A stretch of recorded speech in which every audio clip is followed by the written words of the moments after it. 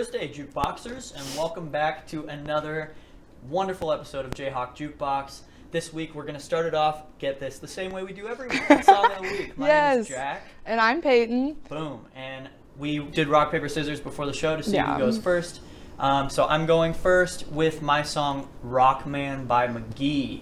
Now, this song was a single that came out on October 18th of this year. Mm-hmm. It's a very recent song, but it kind of just blew up really fast, along with McGee, which I was going to get more into later, so I'll save a little bit of my point, but he's kind of just blown up over the past year, and it's crazy to think that he's still slightly considered underground, so I can really sound like a jerk right now and say, I listen to McGee, you probably don't know him, but you don't know him, he's on SoundCloud. He's on this little music website called TikTok, but I love this song. It kind of has very strong, like, The Police vibes, like Message in a Bottle, Every Breath You Take.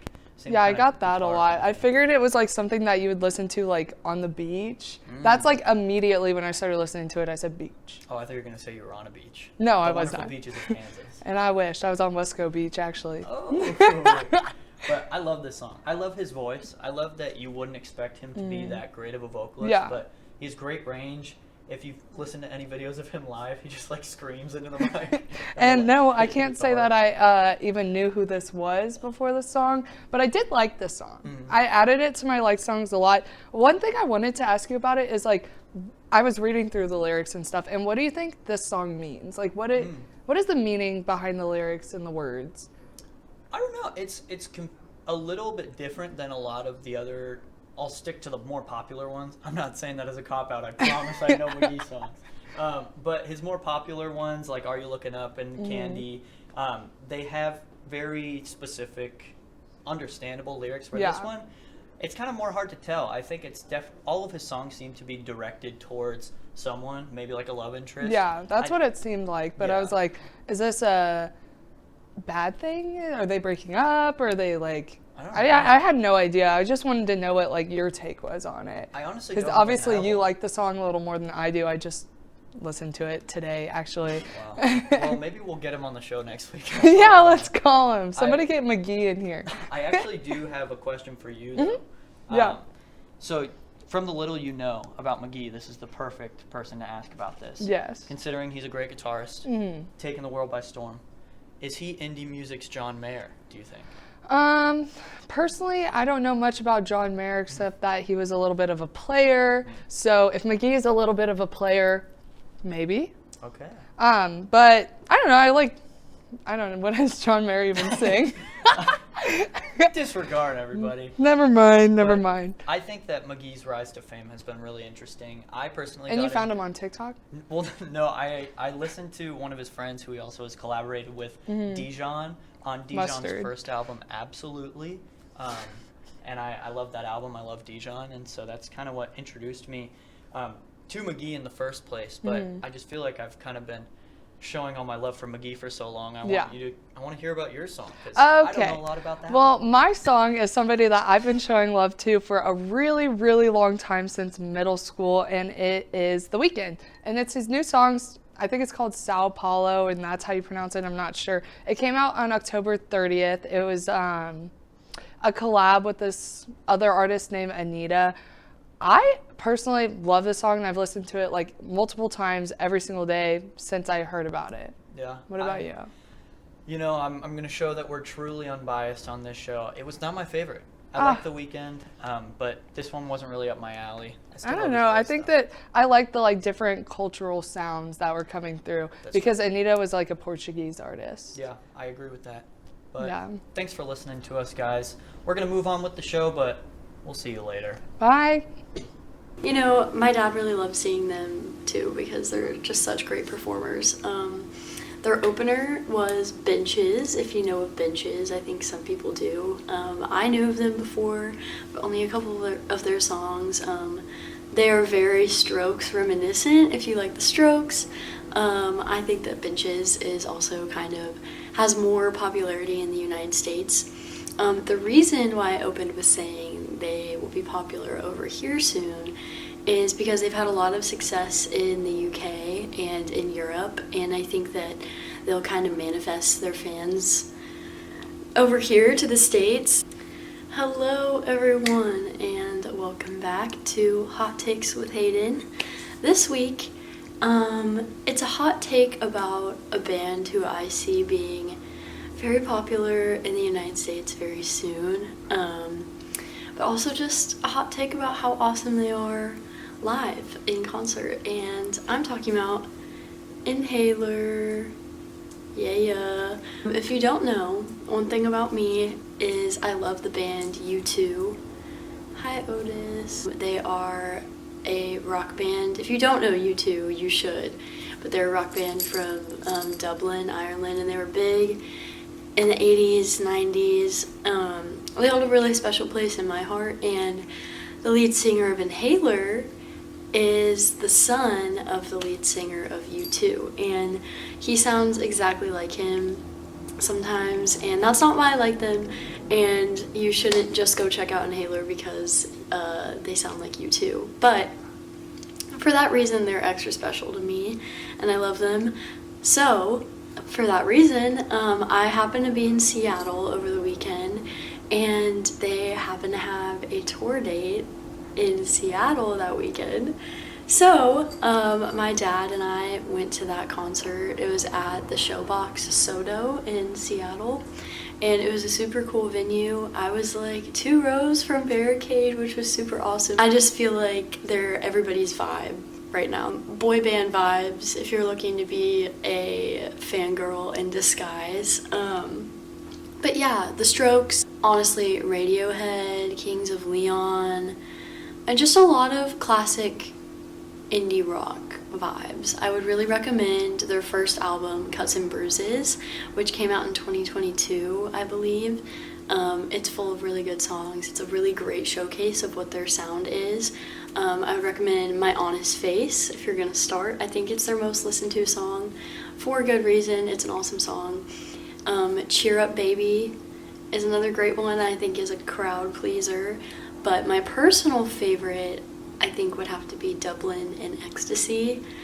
It's just this like grungy, sexy, honestly, kind of song. And it's very like Leather Jacket vibes, very much grungy energy. And I love that about them.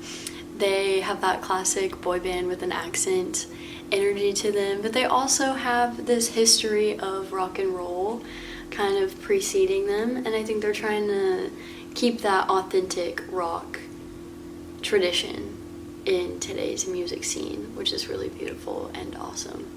Bono, who obviously I love, kind of got them some connections, which I know a lot of people don't love the concept of nepotism in music, but because of their dad's reputation as being one of the most famous people in the world, especially in the music industry, he was able to get them some connections with some really high-level producers and engineers on their first album. And their second album, Open Wide, comes out February 17th, I believe, but it's February of this coming year. They played the title track, Open Wide, at the concert, and it was really, really good. It was a different vibe for them. It had some more complex elements, so I'm really excited to see what they are bringing to the table with that. But anyways, my hot take this week is to go check out Inhaler, not just because I love them, but because I think that they represent the future of indie rock in today's music scene really, really well, and I like what they bring to the table. But anyways, that's all I have for you guys today. Me and Otis are going to send you on to the next segment. Thanks, Hayden. That was fantastic. I am Chad, and I'm joined with my man, Joe. I've got my ball cap on, because you can't see this guy without his ball cap on. I figured I'd match his vibe today. And today, Joe and I sat down, and we gave a listen to 2 of the latest hip-hop releases that came out. We've got West Side Gun's Still Prayin', and Freddie Gibbs' You Only Die Once. Now, this is the hip-hop aficionado right here. I'm a little bit more on the casual side, so we're bringing a dynamic to the listening experience. We're going to start off with West Side Gun album. Tell me what you thought about it, Joe. All right, we're going to start off with Still Praying by West Side Gun. I was on a West Side Gun binge over the summer. I was going hard on Hitler Wears Hermes 8 in Italy. It was a wonderful album. I loved it, but that's not what we're talking about. We're on Still Praying. We're going to start off with one track that I enjoyed. My favorite track was Underground King. I loved the features on this track. Personally, I really like Rome Streets as a feature. I think he's never missed. And then I love the beat. And then I think he put his daughter on. Yeah, we were talking about that. We were talking about that. Yeah, he threw his daughter in the middle of it, and she was running her mouth. I really enjoyed. I think from like a casual standpoint, just like listening to a West Side Gun album, it's always something where I could just like press play at the very start and then just kind of chill out and enjoy the whole entire experience. Yeah. From like a sonic standpoint, I mean, yeah, it sounded like on par with everything I've come to expect with West Side Gun. I wrote down a couple of my favorite beats from like an instrumental standpoint. I'm not a like, DJ Drama was the like co-producer on it. Yeah. I can go without all of the like DJ Drama like ad-libs that like they scream in my ear as I'm going. Yeah. After Call Me When You Get Lost, I think I'm like DJ Drama'd out, but I let it pass for this one. A couple of my favorite beats I had was Beef Bar, Runaway Pieces at the Last Supper, Still Praying, and then Les Salsa Station, which was the last one. You and I both like that. Do you want to talk about that song I a little really more? enjoyed that one. Yeah, go in depth on that one. Yeah, I think it was really calm. I'm trying to like, what's the overall vibe of it, you would say? Shoot, man, I don't know. I West don't Side know. Gun song. Yeah. West Side Gun. I mean, classic. Yeah. You know, I want to actually shift it over. Okay. We need to talk about Conductor Williams. Okay, go ahead, go for it. Conductor Williams. Free Shots was probably my second favorite on here. Awesome. Again, Freddie Gibbs. We're going to get to him later. Conway the Machine, great feature. And then I think the beat, again, Conductor Williams and West Side Gun is just... So, Joe, my inseparable. question for you then is, as a like someone who's listened to a lot of West Side Gun over the years, would you say that this is something that stands out as like one of your favorite albums that he's made? Is it more middle of the road? Where do you kind of stand on it? So my knowledge of West Side Gun is a little bit more casual, but personally, I think this is up here. I really enjoyed it. Awesome. I was, again, like on a binge of them. I was the whole Hitler Wears Hermes series, and it was up there with like 7 and 8. We both enjoyed it. Double thumbs up for both of us. Okay, let's head on over to Freddie Gibbs then. We got You Only Die Once. This is my first time ever listening to Freddie Gibbs. Hayden pitched me the idea to listen to it for this segment, and I said, you betcha I'm going to do it. I'll start with you, Joe. What did you think of Freddie Gibbs here? Okay, this is not my first time listening to Freddie Gibbs, but Yes, I am you've been around this block before. super casual Freddie Gibbs fan. I listened to, you couldn't tell me the album name, but it was back in 2022. And I'm going to start off with Rabbit Island. Okay. Again, like another standout to me. I loved his lyrics, specifically the one where he said he was underrated like Jalen Brunson. Who Good one. I don't think he's underrated anymore. Not anymore. He Yeah, might he was not be all underrated, NBA. but This he's is a pretty sports good. show. We apologize. This isn't sports. Do you want to move on to Yeah, anything? yeah. I wrote down. I kind of had like my thought process as like a first-time Freddie Gibbs listener. At first, I loved the beats. I loved how it sounded. I was like, this is super fun, like West Side Gun adjacent, but kind of fun in its own way. And then I was like, man, I don't know if I like Freddie Gibbs' voice. Like I was really trying to enjoy it, and I just couldn't really get with it. And then I listened to the lyrics, and I was like, ooh, I kind of like what he's saying here. And then I went back to not liking the beats on the back half of the album. And then I said, you know what? I've been here, I've been there, I've gone up and down. What if I'm just neutral? And I think that I'm just a Freddie Gibbs neutralist. You know what? I don't think that's insane. Okay, I perfect. personally, I very much enjoy the way that his voice contrasts all the beats. Okay. You know, I think there's a really, like, his voice is really, like, deep and, like, it's there. Like, he's talking. Like, you're listening. You should be listening if you're not. And, yeah, I think it's just a great way to contrast with, like, a really, really calm, really... That's a good, like, angle on how the whole thing. Yeah. I had a funny note that I wrote down. I think this was my first time hearing the word crash out in a rap song. Really? Maybe I'm not listening to modern hip hop, but I was like, I heard him say crash out, and I was like, they're using that word in rap songs? I need to get my vernacular up. They use that in rap songs. Interesting. I before thought that heard was like it a in meme that like regular middle dialogue. schoolers talked about when they're in class. But any other thoughts you got on Freddie Gibbs, or have we Freddie Gibbs, gone around the block a couple times? Do we want to talk more about him? What do you have to say about him? That was my last comment there, was the fact that I was hearing modern slang in rap music. It was a first for me. Maybe I need to get with the times Chad learned a little about bit more. crash out. Yeah. Okay, Let's perfect. swing back Well, around. yeah, it was fun listening to those, Joe. I'm glad we got to try something new for both of us there. And now we're going to head on over to Sammy on the street.